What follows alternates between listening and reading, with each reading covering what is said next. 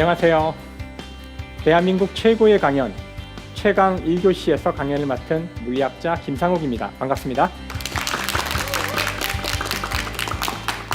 네, 저는 대학에서 학생들에게 물리학을 가르치고 있고요. 또 물리를 연구하고 있기도 합니다. 또 틈틈이 제가 알고 있는 과학을 일반인들한테 소개를 하는 그런 경험도 많이 쌓고 있죠. 사실 제가 이 최강 1교시에 대략 거의 정확히 한 1년 전쯤 이 자리에 섰었어요. 근데 지난 1년 동안 이 프로그램이 많이 유명해졌더라고요.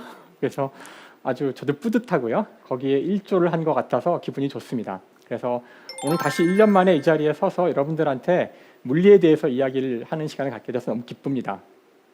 자, 우선 오늘 제가 첫 번째 시간에는 물리학에서 가장 중요한 운동, 진동 운동에 대해서 이야기를 하려고 해요.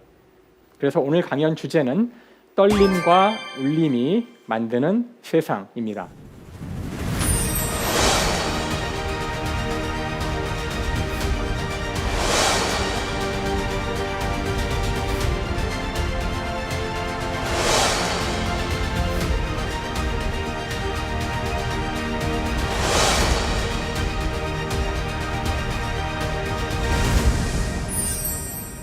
이게 누구죠? 누구냐면은 이 사람은 영국에 있는 근위병입니다. 제가 어릴 때 근위병을 보면은 어떤 이미지였냐면은 움직이지 않는 이미지. 앞에 벌이 날아가다가 벌이 여기 앉아도 이제 움직이지 않는다고 저희 들었어요. 실제로 그런 걸 본 적은 없었지만 우리 주위에 가장 흔하게 있는 운동이 무엇일까 하는 질문을 하고 싶어서 이 사진을 보여드리는 거예요. 많은 분들이 어떤 답을 저한테 하냐면은 가만히 서 있는 거죠. 제 주변에 있는 많은 것들이 가만히 있죠. 책상도 가만히 있고 의자도 가만히 있고 그렇지 않나요? 가장 흔한 운동은 가만히 있는 거라고, 우리 주위에 가만히 있는 정지 상태인데요. 정지 상태에 있는 운동들이 아주 많은 것처럼 보여져요. 바로 이 화면이 대표적인 모습인데요. 사실 제가 하려는 이야기는 사실 이 화면 속에 이 근위병은 떨고 있습니다. 여러분이 현미경을 가지고 이분의 옷이나 이런 몸을 이렇게 본다면은 아주 미세 하나만 이렇게 떨고 있을 거예요. 너무하다고요? 예. 사실 정지해 있는 모든 것은 여러분이 굉장히 정밀한 어떤 망원경이나 현미경으로 보면은 모두가 떨고 있다는 것을 알 수 있어요. 실제로 이 근위병만이 아니라 근위병 뒤에 있는 건물도 떨고 있고요. 여러분 옆에 있는 책상도 떨고 있습니다. 이상하다고요? 사실 오늘 제가 하려는 이야기의 가장 중요한 핵심은 세상 모든 것은 사실 진동하고 있다는 거예요. 그래서 좀 심하게 얘기해서 이 세상은, 즉 이 우주는 떨림입니다. 아마 아직은 정말 그럴까 하는 생각이 드시겠지만 오늘 제 강연을 아마 차차 들어가다 보시면 제가 왜 이런 말을 하는지 이해하실 거라고 생각을 합니다. 그게 제 오늘 강연의 목적이기도 해요. 자, 이것은 진동, 떨림을 보여주는 가장 대표적인 물리 시스템인데요. 스프링에 달려있는 진자의 운동이죠. 이거 정말 재미없어요. 사실 다 싫어합니다. 하지만 바로 이 운동이야말로 이 우주에서 가장 중요한 진동 운동을 보여주는 물리학의 대표적인 시스템이죠. 자, 이 운동이 왜 그렇게 중요한지 제가 한 가지 예를 들어드릴 텐데요. 지금 보시는 화면에 있는 책, 클래시컬 다이나믹스라는 책인데요. 이걸 우리말로 하면은 고전 역학이라는 책이죠. 자, 이 과목은 물리학자들이 거의 처음 배우는 물리학 책이라고 할 수 있어요. 이 책의 1장은 역학을 배우기 위한 수학에 대해서 소개가 있어요. 행렬과 벡터 이런 게 나오고요. 2장은 뉴턴 법칙을 배웁니다. 뉴턴 법칙은 이거야 하고 얘기해 주죠. 그 다음에 할 것은 뉴턴 법칙을 적용할 첫 번째 물리 시스템이 나오는데 그것이 바로 3장에 있는 오실레이션입니다. 우리말로 하면 진동이죠. 즉 전 세계 모든 물리학자는 대학교 2학년 때, 즉 20살에 이 진동 운동을 배움으로써 물리학자로의 자신의 인생을 시작하는 겁니다. 이걸 여기 갖다 놓은 이유가 있죠. 물리학자들이 보기에 이 우주에서 가장 중요한 운동이기 때문에 그렇습니다. 여전히 잘 모르시겠다고요? 자, 버스예요. 이 버스는 진동 운동으로 가득합니다. 물론 버스를 타면 버스가 흔들리죠. 그걸 얘기를 하는 건 아니고요. 버스가 움직인다는 자체가 진동 운동이란 뜻입니다. 그럴 리가 없다고요? 자, 버스는 그 내연기관이라는 걸 통해서 움직이게 되는데, 내연기관은 가솔린을 연소시켜서 나오는 폭발력으로 작동되는 엔진이죠.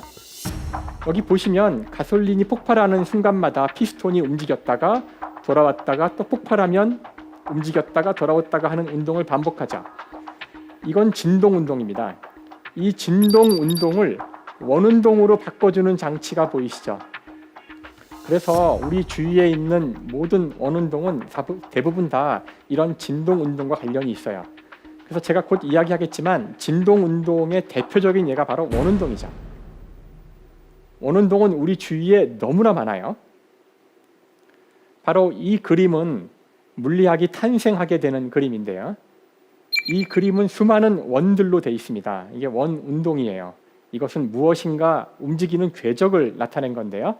이 원들의 중심에는 솔, 라틴어로 태양이죠. 태양이 중심에 있습니다. 이 그림은 코페르니쿠스라는 사람이 쓴 책에 나오는 그림인데, 그 유명한 천구의 회전에 대하여란 책이죠. 우리 모두 학창시절에 배웠듯이 지구가 돈다는 것을 처음으로 이야기한 그 유명한 책입니다. 물론 당시에 이 책은 불온서적이었고요. 이런 이야기를 하는 것만으로도 불타서 죽을 수 있는 아주 위험한 사상이었어요. 이와 같이 이 책, 지구가 태양 중심을 돈다는 바로 이 원운동에 대한 이야기로부터 근대 물리학이 시작되죠. 그러니까 이 원운동은, 결국 원운동은 제가 진동운동이라 그랬죠. 이 원운동이야말로 물리학이 있게 한 가장 중요한 운동이기도 합니다. 제가 여담을 하나 말씀드리자면, 사실 이 그림을 그렸을 때 코페르니쿠스는 이 우주의 중심에 태양이 있다고 이야기했습니다. 근데 사실 틀린 얘기죠. 우주의 중심에 태양이 있나요? 이 책의 중요성은 더 이상 우리가 우주의 중심이 아니라 하늘에 있는 태양이 중심이고, 우리는 그 주위를 돌고 있는 원운동하는 행성이라는 걸 밝혀준 거예요. 하지만 지금 여러분들은 다 아시겠지만 은하의 사진인데요. 은하의 사진을 보면 여기 수없이 많은 점들이 보이시죠? 이 점 하나하나가 다 태양과 같은 별입니다. 이 중에 하나가 태양이죠. 지구에서는 태양이 중심에 있어서 우주의 중심인 듯이 보이지만, 사실 태양은 이렇게 많은 별들 가운데 하나에 불과하고요. 우리 은하에만 이런 태양과 같은 별들이 대략 1000억 개 정도가 있죠. 놀라운 사실입니다. 더 나아가서 지구는 태양 주위를 원운동하고 있지만, 태양은 또한 이 은하의 중심에 대해서 원운동을 하고 있습니다. 이와 같이 우주에 있는 대부분의 행성과 별들은 이런 수많은 원운동들의 집합이죠. 자, 제가 왜 진동이 중요한지를 일단 이것만 살짝 보여드렸어도 느낌이 오시기 시작할 거라고 생각합니다. 그렇죠? 자, 이 사진 속의 장면은 영국에 있는 아주 유명한 유적인데요. 유물이죠. 선사시대의 유물입니다. 스톤헨지라고 들어보셨나요? 돌무대기죠. 하지만 이것이 아주 옛날에 만들어졌다는 생각을 해보면 사람 키보다 훨씬 큽니다. 이런 거대한 돌을 이렇게 많이, 왜 당시 사람들이 기술력도 없었을 텐데 이렇게 쌓아놨을까? 굉장한 미스터리였어요. 여전히 물론 정확히 알고 있지는 않습니다. 선사시대 사람들을 만나서 물어보기 전에는 답을 정확히 알 수 없겠지만, 현재 수많은 증거들로부터 이것이 무엇인지 학자들이 주장하는 바로는 아마도 이것은 천문 관측 장치일 거라는 것이 현재 다수의 학자들의 생각입니다. 이 돌들의 배치는 동지 또는 하지와 같이 태양이 특정한 위치에 왔을 때의 어떤 기하학적 위치와 관련이 있어요. 그러니까 이것은 당시 선사시대의 사람들이 태양의 어떤 정확한 위치를 알고 싶어서 만든 겁니다. 자, 우리가 인류의 역사를 아주 먼 과거로부터 살펴볼 때 중요한 시점들이 몇 개 있죠. 그 중에 하나를 여러분들이 아마 학창 시절에 농경 문화의 탄생이라고 배웠을 겁니다. 그때 인간은 비로소 다른 동물과 다른 그런 삶을 살기 시작해요. 어딘가 정착을 해서 농사를 짓고 거기서 잉여 산물이 나와서 문명이 발생을 합니다. 농경 문화가 시작될 때 사람들이 바로 깨달은 것이 있어요. 농경이란 것은 봄에 씨를 뿌리고 여름에 잘 가꿔서 비가 올 때 조심해서 그것들을 잘 보호해 주고요. 다음에 해가 너무 많이 떠서 너무 뜨거워져도 문제가 생기죠. 가을이 되면 추수를 합니다. 이와 같이 어떤 행동들을 반복하여 이제부터 인간이 자연과 자신을 동조시켜야 되는 일을 하게 되는 거죠. 이것은 정확히 태양과 관련 있는 일이에요. 태양이 언제 뜨고 언제 사라지고 어느 위치에 오고 이것이 자신들의 어떤 삶과 직결되어 있다는 사실을 깨닫게 되는 거죠. 농경 문화의 시작과 함께 우리 인간은 별을 보기 시작합니다. 태양을 보기 시작합니다. 천문학의 시작이죠. 곧 이 천문학적인 발견들은 당시 지도자라고 할 수 있는 왕의 권위를 주는 데에도 크게 기여합니다. 모든 왕들의 권위는 태양으로부터 옵니다. 그래서 사실 천문학이야말로 최초의 과학이라고 할 수 있어요. 자, 이와 같이 사람들이 태양과 하늘의 별들의 운동을 아주 주의 깊게 관찰하다 보니까 놀라운 사실을 알게 되죠. 우주에는 수많은 주기운동이 있습니다. 수많은 진동운동이 있습니다. 사실 오늘날 우리가 갖고 있는 이 시간관념도 다 여기서 온 거죠. 여전히 물리학자들은 시간이 무엇인지 정확히 알고 있지는 않아요. 너무 어려운 주제지만 시간을 어떻게 재야 되는지 그런 것들은 알고 있죠. 선사시대의 사람들은 시간 개념이 이랬다고 합니다. 봄의 시간이 시작되고 겨울의 시간이 끝납니다. 다음 해에 다시 시간이 시작되기 위해서는 제사를 지내야 돼요. 대부분의 문명권들이 갖고 있는 우리나라의 설날에 해당하는 그런 신년제 행사들은 시간을 시작하기 위한 행사였다고 합니다. 그런 시간관념이 생긴 이유가 바로 이 우주에는 무언가 반복된다는 거죠. 오늘날 우리의 시간관념도 마찬가지예요. 하지만 이 기준들은 다 우리 근처에서 가져온 겁니다. 1초라는 시간은 여러분의 심장 박동과 관련이 있는 시간이죠. 똑딱 똑딱. 1일이라는 시간은 지구의 자전, 지구의 한 바퀴 오는 동과 관련이 있는 겁니다. 한 달은 달의 공전, 달이 지구 주위를 한 바퀴 도는 오는 동과 관련이 있는 겁니다. 1년은 지구의 공전, 지구가 태양 주위를 한 바퀴 오는 동 하는데 걸리는 시간이죠. 즉 수많은 오는 동들이 바로 우리가 생각하는 가장 중요한 그런 시간의 기준이 되고 있는 겁니다.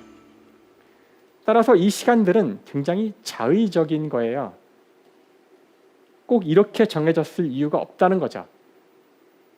인간이 지구에 살고 지구에서 하늘을 봤기 때문에 이런 시간의 기준들이 생겼다는 겁니다. 이게 무슨 말이냐고요? 자, 우리 태양계에만 해도 지구 말고 여러 행성들이 있어요.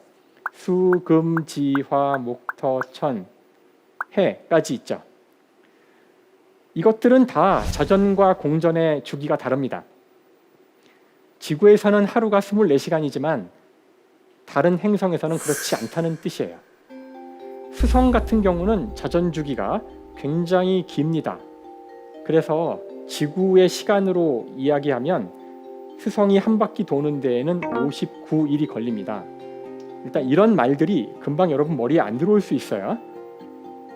이게 무슨 뜻이냐면은 수성에서 아침에 해가 떴다가 쭉 해가 져서 다음날 다시 해가 뜰 때까지 지구는 59번 태양이 떴다 졌다를 반복한다는 겁니다.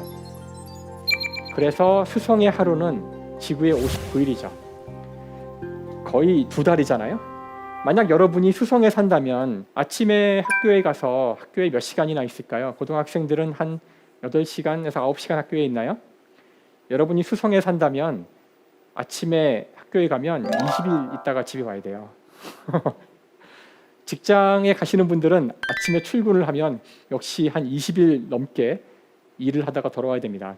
다 쓰러지겠죠? 수성이 싫으실 것 같아요. 하루가 좀 빨리빨리 돌아오면은 그럼 빨리빨리 퇴근하니까 좋지 않을까요?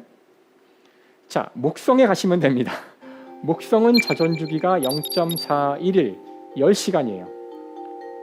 즉 지구에서 10시간 지나면 목성에서는 태양이 떴다가 졌다가 합니다. 하루가 지난 거예요. 목성은 빠르게 도니까. 자, 여러분이 목성에 산다면 아침에 출근했다가 한 3시간이면 퇴근할 수 있어요. 목성에 갈까요, 우리? 잠도 3시간밖에 못 자요. 그렇죠? 근데 목성은 더 큰 문제가 있습니다. 제 딸이 지금 고3인데요. 고3들 힘들죠. 요즘에 힘들어요. 자, 고등학생들 입장에서 봅시다. 고등학생은 3년 동안 열심히 공부를 하면 수능 시험을 보고 대학에 갈 수도 있고 이제 일반 사회로 나갈 수도 있고 그렇죠. 그 3년이라는 시간이 뭐 누구한테는 즐거운 시간이겠지만 어떤 학생들은 괴로운 시간일 수도 있어요. 수능 시험 볼 때까지 3년. 만약에 우리가 목성에 산다면 수능 시험 볼 때까지 36년이죠. 목성은 공전 주기가 12년입니다. 목성이 태양 주위를 한 바퀴 돌 때까지 걸리는 시간은 지구가 태양 주위를 12번 도는 시간과 같아요. 그러니까 여러분이 목성에 살면 정말 삶이 힘들 수도 있어요. 어떤 분들은 좋을 수도 있겠죠. 좀 빨리빨리 좀 그 공전을 하는 그런 행성에 가면 좋지 않을까요? 그러면 다시 우리는 수성으로 가야 합니다. 수성은 저희가 아까 자전 주기가 59일이라고 그랬죠. 굉장히 천천히 자전을 합니다. 하지만 공전 주기는 88일밖에 안 돼요. 실제로 이 태양계 행성들의 공전 주기는 케플러 제3법칙에 따라서 다 수학적으로 정해져 있습니다. 그래서 가까워질수록 빨리 돌아요. 우리가 수성에 산다면 고등학생들은 한 6일만 있으면 수능 시험 보고 대학 아니면 또는 고등학교 나가는 거죠. 하지만 수성에 가면 안 됩니다. 제가 말리고 싶어요. 수성은 좀 덥거든요. 평균 온도가 400도 이상이라고 알려져 있어요. 물론 항상 400도는 아니고요. 추울 때는 영하 한 200도까지 떨어지고요. 더울 때는 영상 700~800도로 올라가는 거죠. 기온 일교차가 좀 큽니다. 자, 이것이 무엇을 얘기해 줄까요? 그러면 화성으로 갈까요? 화성은 좀 시원하죠? 네, 평균 온도가 영하 80도입니다. 여기서 중요한 교훈이 나와요. 지구상에서 보는 우리가 많은 현상들은 사실 당연한 것이 아니라는 거죠. 당연한 것은 당연하지 않다는 교훈이 여기서 나옵니다. 여러분은 물을 맨날 보시잖아요. 아침에도 물로 샤워를 하거나 세수를 하고 물을 마시고 물이 액체 상태로 있어서 그런데 물론 물의 온도가 낮아지면 얼음이 됩니다. 더워지면 수증기가 되죠. 물이 액체로 있는 것은 절대로 당연하지 않습니다. 우리는 아직까지 우주를 탐사하면서 단 한 번도 액체 상태의 물을 본 적이 없어요. 그걸 찾는 게 외계인을 찾는 가장 중요한 어떤 단서 가운데 하나이기 때문에 나사의 과학자들이 미친 듯이 찾고 있지만 아직까지 물은 지구상에서밖에 볼 수가 없습니다. 심지어 지금 여기 땅바닥이 있는데요. 땅바닥이 있는 건 당연하지 않아요. 아까 저희가 목성에 가볼까 하고 검토했었잖아요. 목성은 땅바닥이 없습니다. 목성은 기체 행성이거든요. 그래서 우리가 우주에 대한 이런 이야기를 할 때 중요한 것은 여러분이 누리고 있는 이런 당연함은 사실 당연하지 않습니다. 하루가 24시간인 건 당연하지 않고 한 달이 30일인 건 당연하지 않고요. 1년이 365일인 것도 당연하지 않습니다.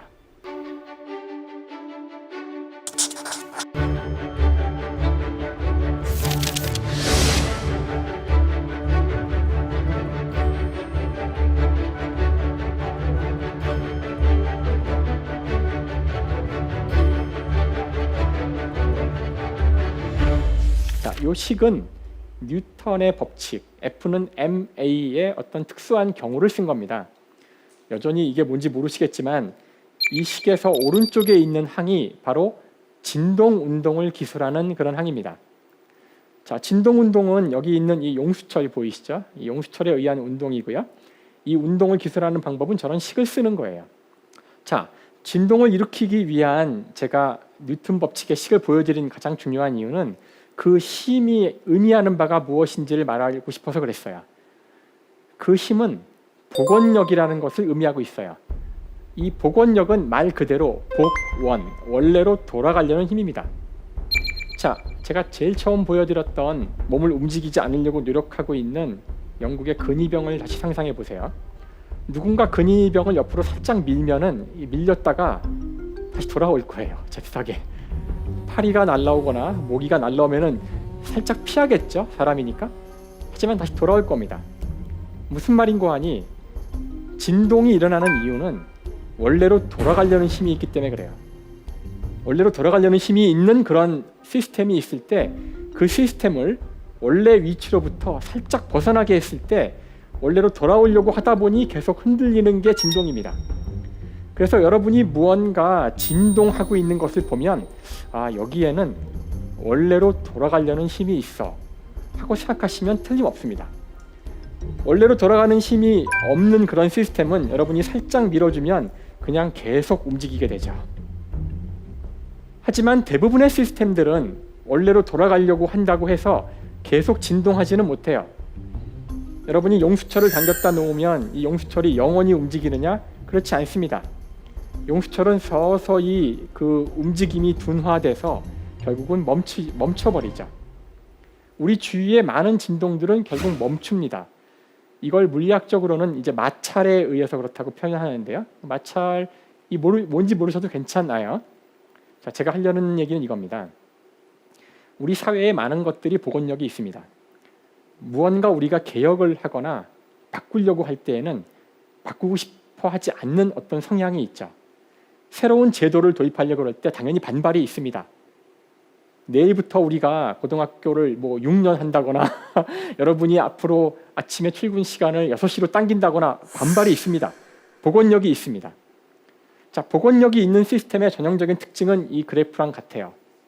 한쪽으로 너무 밀어버리면 사람들이 돌아가려고 해요.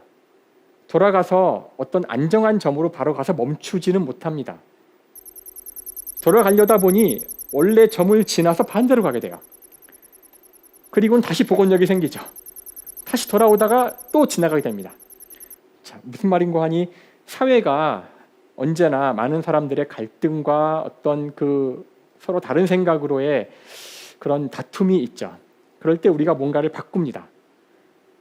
우리 뜻대로 바꾼 대로 가서 모든 사람들이 따라와서 쉽게 새로운 시스템이 구축되면 다행이지만 사회는 그렇지 않죠. 언제나 다시 그 반대 방향에 이건 너무 힘들어, 우리 바꾸자, 반대로 옵니다. 하지만 반대로 오면은 또 반대 극단으로 가게 돼요. 또 괴롭죠. 이거 아닌 것 같은데 또 돌아가야 되지 않을까? 또 돌아갑니다. 이런 일을 반복하면서 새로운 평형 상태로 간다는 이야기를 하고 싶어요. 지금 우리 사회는 양성평등 문제로 많은 고민을 하고 있습니다. 양성평등이 중요하기 때문에 새로운 법안들도 만들어지고요. 여기에 대해서 어떤 사람들은 반대를 하고 기분 나빠합니다.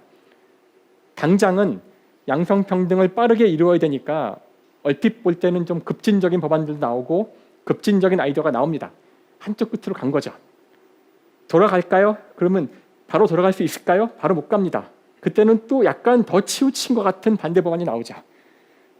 하지만 이것 때문에 우리가 괴로워할 필요 없다는 얘기를 드리고 싶어요.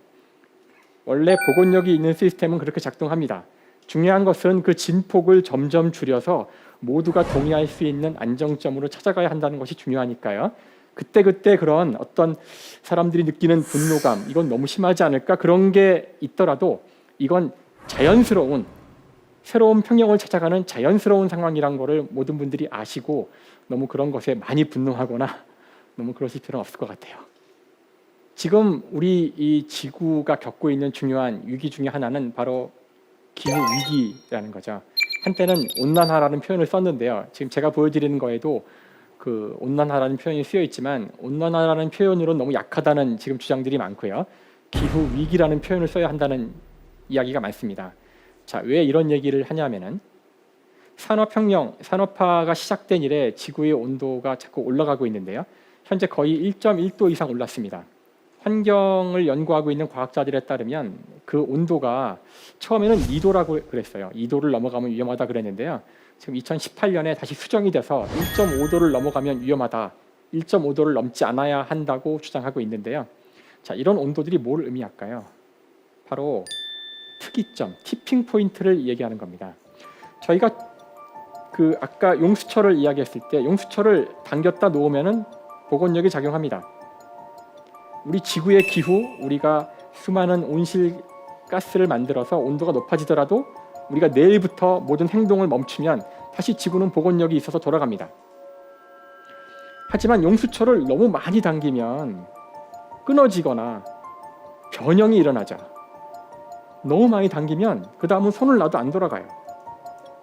자, 이런 점이 티핑 포인트인데요.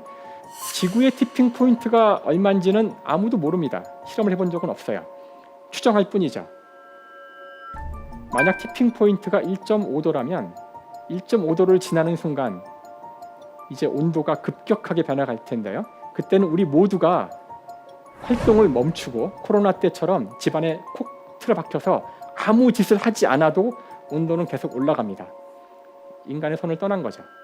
그래서 과학자들이 이야기하고 있는 이 기후 위기에서 지켜야 될 선이라는 것은 바로 복원력이 허용되는 그 한계를 이야기하고 있는 거예요. 그래서 많은 분들이 오해하시는데요. 그걸 넘어가면 그때 가서 하면 되지 않을까가 아니라 넘어가면 우리는 돌아올 수 없는 강을 건넌 거고요. 그 다음에 지구의 온도가 몇 도까지 올라갈지는 모릅니다. 우리 인류가 모두 멸종할 온도가 될지도 모르고요.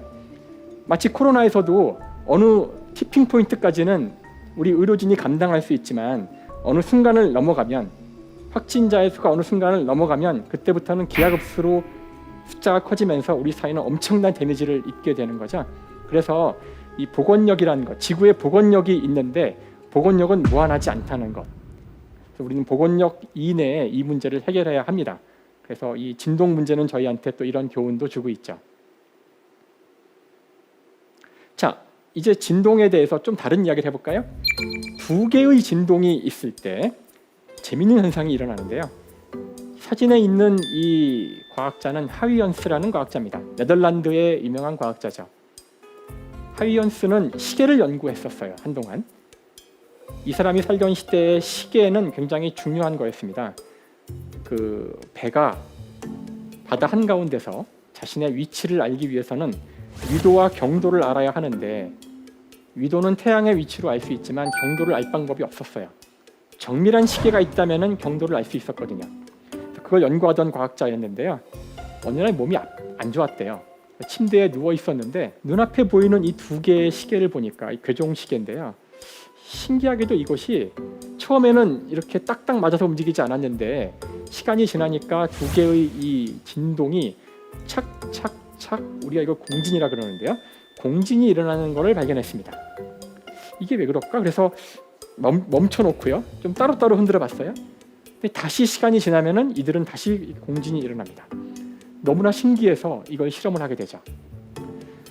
실제로 물리적으로 이렇게 여러 개의 진자가 있고 그들 사이에 상호작용이 있다면 이것들은 쉽게 공진이 일어납니다. 하위언스의 경우 일어난 공진의 원인은 이 벽이었어요. 하나의 진자가 흔들릴 때 미세하지만 진자가 붙어있는 벽을 흔들고요. 그 벽을 타고 전달된 진동이 상대 진자를 흔들었다는 거예요. 이런 기계적인 장치뿐만 아니라 생명들도 이런 공진을 합니다. 여러분은 이게 뭐로 보이는지는 잘 모르겠지만 이것은 반딧불입니다. 지금 우리나라에서 이렇게 많은 반딧불이를 보기는 쉽지 않은데요. 그 아마존이라든가 이 아직도 굉장히 생명종이 다양한 곳에 가면은 반딧불들의 공진을 볼 수 있습니다. 그래서 굉장히 장관이래요. 한밤중에 깜깜했는데 이유는 몰라요. 갑자기 한순간 반딧불이들이 깜빡하고 또 조용하다가 또 깜빡 이렇게 숲 전체가 모든 반딧불이들의 공진으로 번쩍이는 현상을 볼 수 있답니다. 이걸 본 사람은 이 현상을 잊을 수 없겠죠. 사실 이렇게 했을 때의 반딧불이들이 물론 이득이 있기 때문에 이렇게 하는 겁니다. 생명체들은. 왜냐하면 이런 반딧불의 공진에 참여하는 반딧불은 모두 수컷이에요. 수컷이 암컷을 유혹하기 위해서 원래 불이 있는 겁니다. 많은 경우가 그렇죠. 생명 현상 중에는. 그래서 이와 같이 혼자 반딧불이가 빛을 내는 것보다는 여러 마리가 한꺼번에 이렇게 한다면 멀리 있는 암컷들도 이걸 보고 올 수 있을 테니까 이익이 될 거예요. 그래서 이런 성향이 진화했다는 것이 현재 생물학자들의 생각인데요. 의문이 들지 않으신가요? 이렇게 하면 나만 좋은 게 아니라 모두가 좋으니까 손해일 수도 있잖아요. 그래서 이런 현상은 사실 반딧불이가 머리가 좋거나 옆에 반딧불이들과 이야기를 해서 자 우리 지금부터 반딧불이 동시에 한번 깜빡여 봅시다. 하나 둘 셋 하고 하는 게 아니에요. 반딧불이는 당연히 다른 반딧불이보다 조금이라도 먼저 깜빡이는 게 유리한 겁니다. 남들이 다 빚을 안 낼 때 혼자 빚을 낼 수 있으면 혼자만 보이겠죠. 굉장히 이기적인 건데 그렇게 행동하려고 한대요. 근데 정말 재미있는 것은 모든 반딧불이 수컷들이 자기가 남보다 조금 더 먼저 깜빡이려고 하는 그 순간 공진이 됩니다. 자, 내가 옆에 반딧불이보다 먼저 깜빡여야 돼요. 그러려고 하는데 옆에 애가 벌써 빚을 내요. 늦었죠. 빨리 내야 되죠. 이겁니다. 그래서 자연계에서 일어나는 이런 공진들은 사실 개개의 시스템들은 아주 지극히 편협한 시각으로 자신의 생각만으로 움직이지만 결국에는 이런 거대한 패턴을 이뤄낸다는 겁니다. 자, 이런 일은 굉장히 흔하죠. 이것이 이제 복잡계에서 나타나는 대표적인 공진 현상입니다. 인간도 공진을 하고 있어요. 인간의 공진 가운데 대표적인 것은 바로 지구의 자전이죠. 지구의 자전 주기는 24시간인데 여러분은 지구의 자전과 공진돼 있습니다.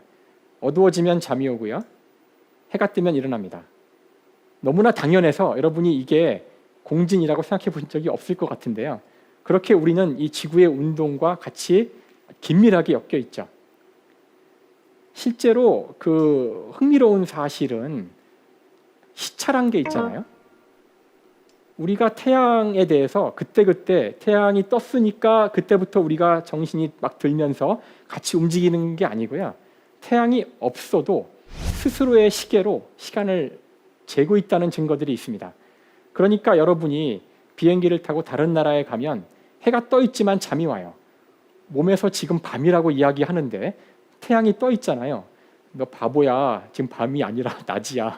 내 몸에 시계가 있다는 뜻이죠. 이건 오랫동안 재미있는 그런 자연현상 중에 하나였어요. 그래서 만약에 빛을 우리가 보지 못한다면 맞출 수가 없어요. 실제로는 우리가 다른 나라에 가더라도 사람에 따라서 며칠 또는 일주일, 저 같은 사람들은 거의 2주일 고생을 하는데요. 결국은 다시 새로운 공진을 만들어냅니다. 그러기 위해서는 빛을 봐야 돼요. 여러분이 빨리 시차에 적응하고 싶으신 분들은 한국이 밤일 때 그쪽 나라에 태양이 있는 걸 자꾸 보면은 빠르게 맞춰져요. 우리 몸이 빛에다가 공진을 시켜서 그래요. 그래서 그 완전히 빛을 볼 수 없는 시각 장애인 분들이 어려움을 겪습니다. 그러니까 사람의 몸의 생체 시간은 24시간이 아니라고 알려져 있어요. 그래서 빛을 전혀 볼 수 없는 시각 장애인들은 물론 앞을 보지 못해서 어려움도 있지만 24시간 주기를 언제나 맞추는 건 못해요. 그래서 시간이 지나면 또 잘 안 맞고 그래서 억지로 맞추는 일을 해야 됩니다. 사람 몸에 이런 있는 생체 시계는 도대체 어떻게 작동하는 걸까요? 자, 이 생체 시계에 대한 연구는 오랫동안 이루어져 왔는데요. 이 연구의 결과로 2017년 노벨 생리 및 의학상이 주어집니다. 여기 계신 이 세 분의 과학자, 이 세 분의 과학자가 밝힌 건 뭐냐면은 사람 몸에는 이 시간을 읽을 수 있는 장치가 있는데 밤에 만들어지고 낮에 없어지는 단백질이 있다는 사실을 알게 돼요. 그 단백질을 조정을 하면 사람이 시차가 바뀝니다. 그러니까 우리 동물 몸에는 이 지구의 자전과 상관없이 굴러가는 시차의 조정 장치가 들어있다는 거죠. 그래서 그 원리를 밝힌 공로로 노벨상이 2017년, 이것도 진동 운동과 관련된 그런 노벨상이라고 할 수 있어요.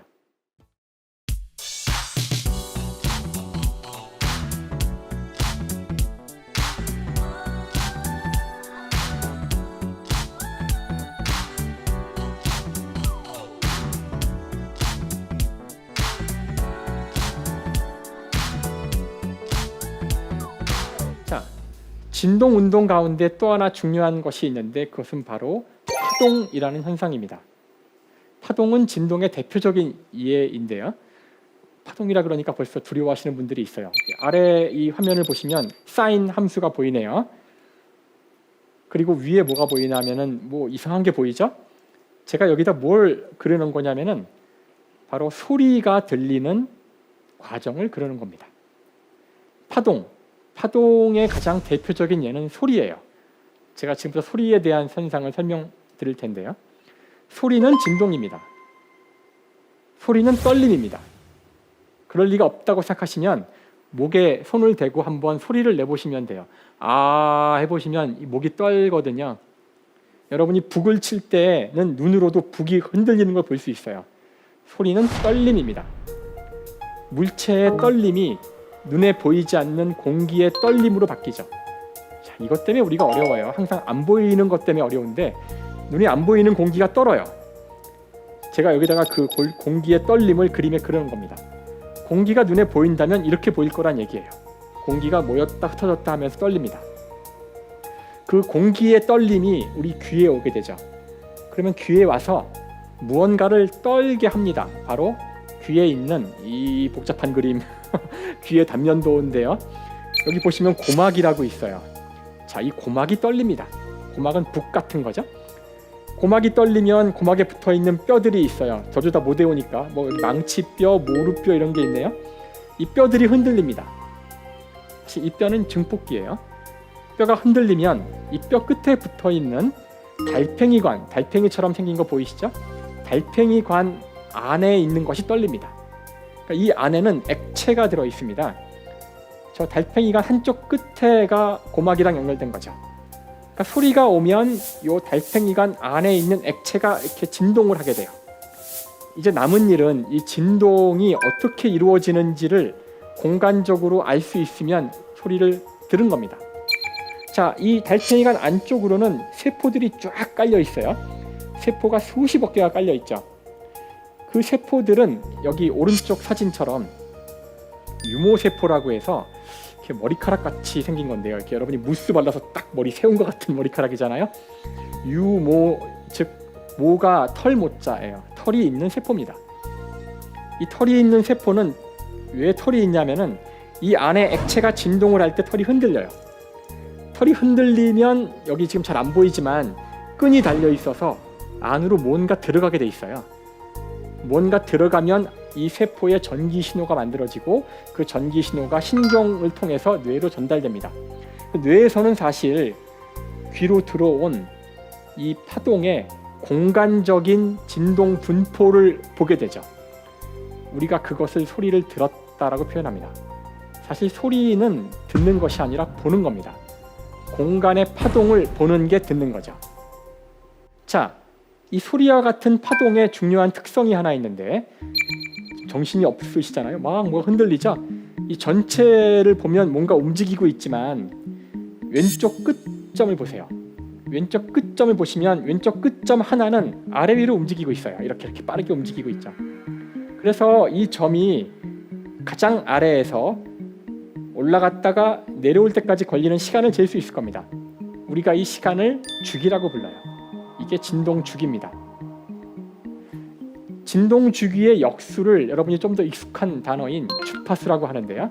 주파수는 1초 동안 똑딱 할 동안 이게 몇 번 떠냐는 거죠.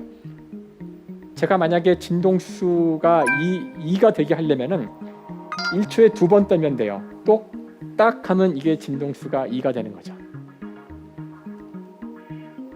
우리가 그 진동수를 일반에서는 보통 주파수라고 부릅니다. 주파수가 이 진동, 오늘 제가 이야기하고 있는 떨림에서 가장 중요한 거예요. 떠는데 걸리는 시간 대신 몇 번 떠는지로 정의된 숫자죠. 1초에 10번을 떤다 그러면 이건 저한테 어려운 일이에요. 10번을 해야 되니까 10번을 떠면 이제 주파수가 10Hz다라고 이야기하면 됩니다. 여러분이 이렇게 떨고 있는 자신의 고유한 주파수로 떨고 있는 진자가 있을 때, 진동자가 있을 때 이걸 외부에서 이렇게 밀어가지고 더 크게 떨게 하고 싶어요. 이거 여러분이 아이들하고 같이 그네를 탈 때 나오는 문제죠. 아빠 좀 더 크게 세게 해줘 그러면 어떻게 하나요? 뒤에 가서 이 그네를 정확히 그네가 끝에 왔을 때의 시간을 맞춰서 착착 밀어주면 점점 그네의 진폭이 커집니다. 이것을 바로 우리가 공명이라고 불러요. 즉 진자의, 즉 진동하는 녀석의 주파수와 똑같은 주파수로 힘을 가하면 이 녀석의 진동이 점점 커지는 현상을 말합니다. 만약 이걸 맞춰서 하지 않으면 여러분이 가서 제멋대로 그네를 막 따닥따닥 쳐주면 그네는 금방 멈춰버립니다.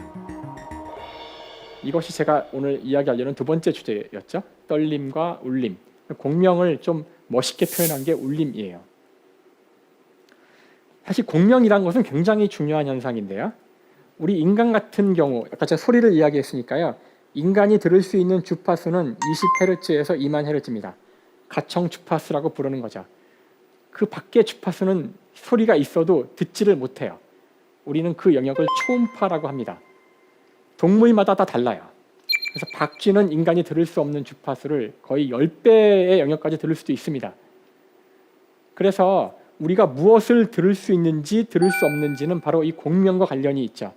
외부에서 소리의 진동, 공기의 진동이 오더라도 그것이 제 몸에 있는 진동자를 떨게 하지 못한다면 그 진동은 그냥 지나가 버릴 테니까 저는 그런 소리가 없다고 착각할 거란 뜻이에요. 그래서 공명은 이 파동현상, 진동현상에서 대단히 중요한 겁니다. 이걸 인간이 이용할 수도 있을 거예요.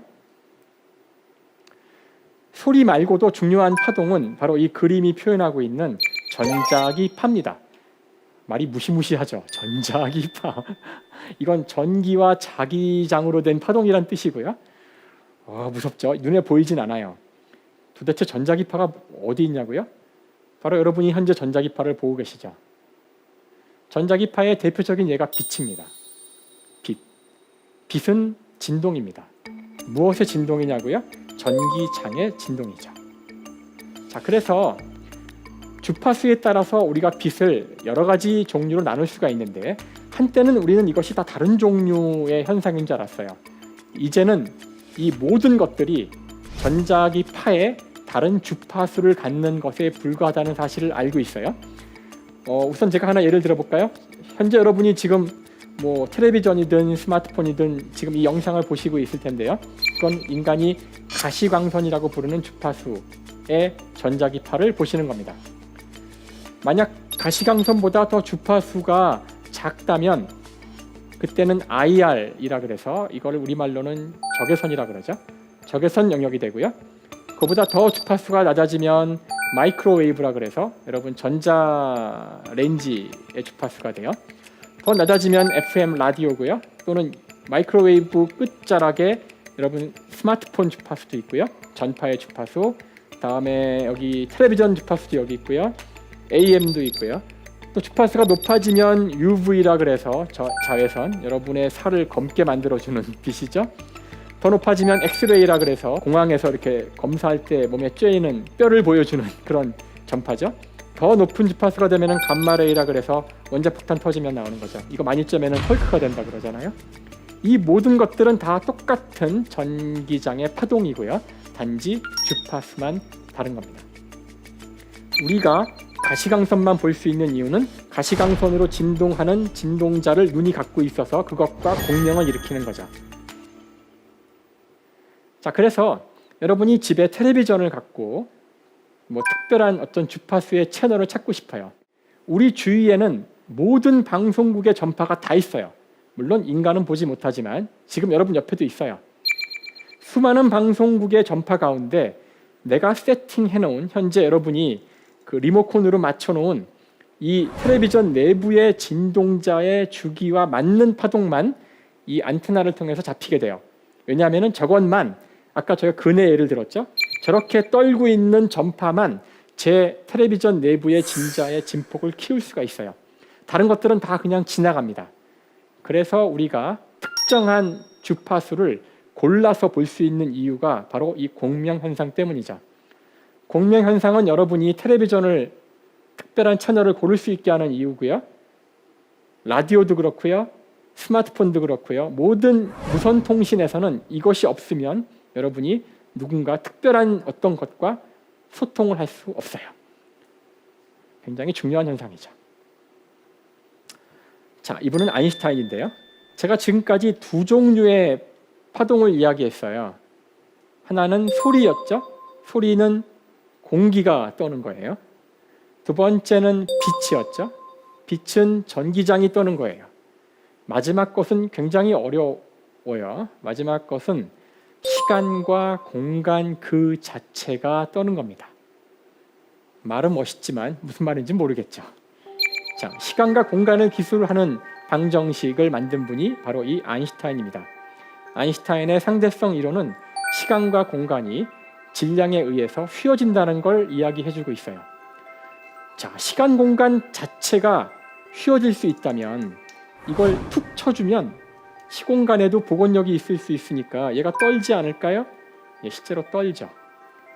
그래서 실제 먼 우주에서 두 개의 블랙홀이 충돌을 할 때 시공간을 어마어마하게 흔들었는데 그 시공간의 진동 즉을 이 멀리 있는 지구에서 받아볼 수가 있었어요. 우리가 이런 진동을 중력파라고 부릅니다. 물론 이 진동은 너무나 약해서 우리가 갖고 있는 웬만한 장비로는 측정할 수가 없고요. 이걸 측정하기 위해서 거의 30년간 전 세계 최고의 과학자들이 검출기를 꾸려서 검출을 했습니다. 그래서 이 시공간의 진동인 중력파를 검출한 공로로 2017년 노벨 물리학상을 받았죠. 아까 저희가 봤던 생체 시계도 같은 해에 받은 거예요. 이 모든 것이 다 진동과 관련된 거죠. 그래서 제가 처음에 주장했듯이 이 진동이야말로 우주에서 가장 중요한 운동이다.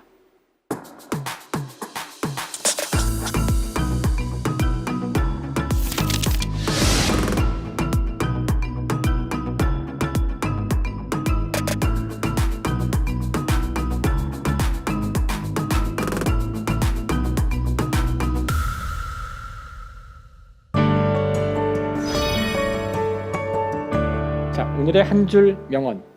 우주는 떨림이고 인간은 울림이다.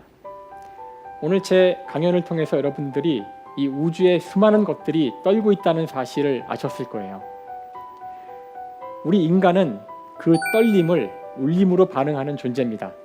왜냐하면 인간은 주로 보고 듣는 것으로부터 정보를 얻죠. 본다는 것은 빛, 그러니까 전기장의 진동, 전기장의 떨림을 느끼는 거고요. 듣는다는 것은 소리, 즉 공기의 떨림을 느끼는 거죠. 그렇게 우리 인간은 우주의 떨림으로 울림을 느끼는 그런 존재입니다. 오늘 저도 이 강연을 통해서 저의 떨림을 이렇게 전파했는데요. 여러분들이 그 떨림을 받아서 울리는 그런 계기가 됐으면 어떨까 하는 바람을 가져보고요. 그렇게 울기 시작한 여러분들이 또 다른 떨림을 만들어서 또 다른 사람들에게 떨림을 전파하고 또 그분이 울 수 있는, 그렇게 이 과학에 대한 이야기들이 떨림과 울림으로 전파되는 그런 사회가 되면 좋겠다는 바람을 가져봅니다. 지금까지 대한민국 최고의 강연 최강 1교시 김상욱이었습니다. 감사합니다.